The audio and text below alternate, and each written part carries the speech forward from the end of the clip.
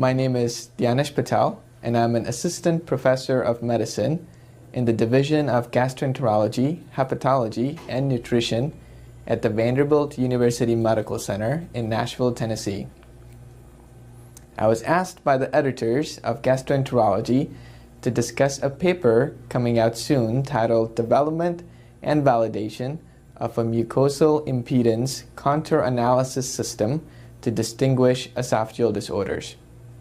Current diagnostic testing for chronic esophageal disorders, such as eosinophilic esophagitis, or EOE, and GERD, rely on either esophageal biopsies, as in the setting of EOE, or uncomfortable transnasal catheters or prolonged wireless pH monitoring in the setting of GERD.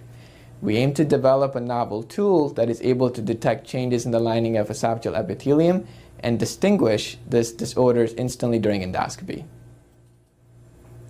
We developed a balloon MI catheter that detects changes in the conductivity of the esophageal epithelium by measuring the transepithelial resistance and permeability. The aim of our study was to investigate MI contour pattern in patients with GERD and EOE and develop a prediction model using MI measurements that can be used by clinicians to reliably and rapidly distinguish various esophageal pathology during endoscopy. We enrolled patients who were referred to our Vanderbilt Esophageal Center for suspected GERD and EOE. All patients underwent upper endoscopy. Patients that had suspected GERD also underwent a 48-hour wireless pH monitoring, 7 to 10 days off acid suppressive therapy, and in patients with suspected EOE, they had both distal and proximal esophageal biopsies. All patients underwent testing with the new balloon MI catheter system.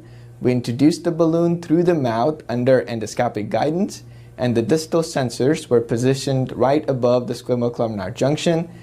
The balloon was inflated using a calibrated inflation device, and the MI measurements were obtained over 90 seconds.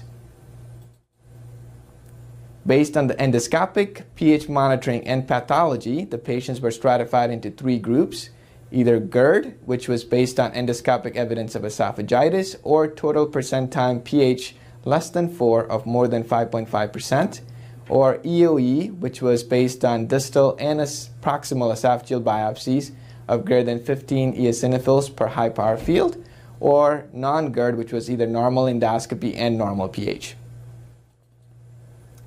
We found that our patients had a unique MI contour pattern that allows us to distinguish GERD, EOE, and normal during endoscopy.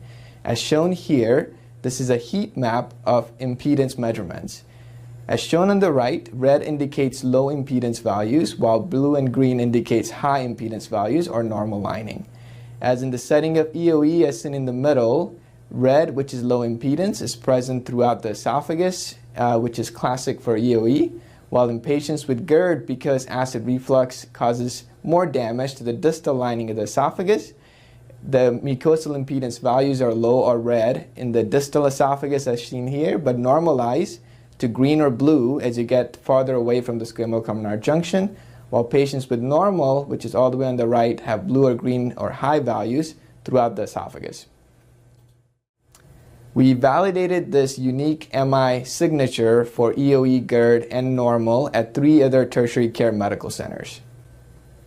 As seen here, we developed a prediction model using MI measurements that can help clinicians distinguish EOE, GERD, and normal during endoscopy.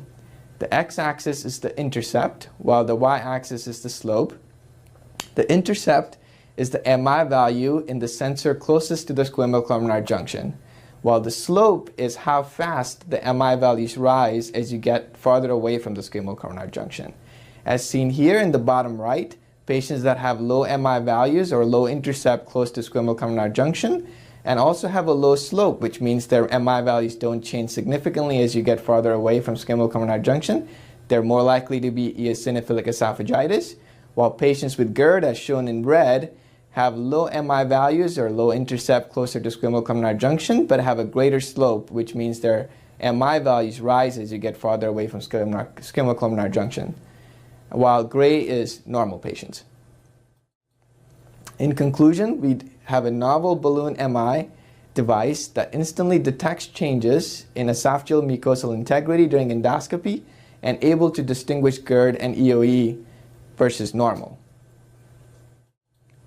We are very excited about this new technology and believe that MI testing will change how we diagnose GERD and EOE. It is well tolerated, does not involve transnasal catheters, esophageal biopsies, or prolonged monitoring. It has the ability to provide diagnosis instantly during endoscopy and thus reduce both diagnostic and treatment latency for our patients.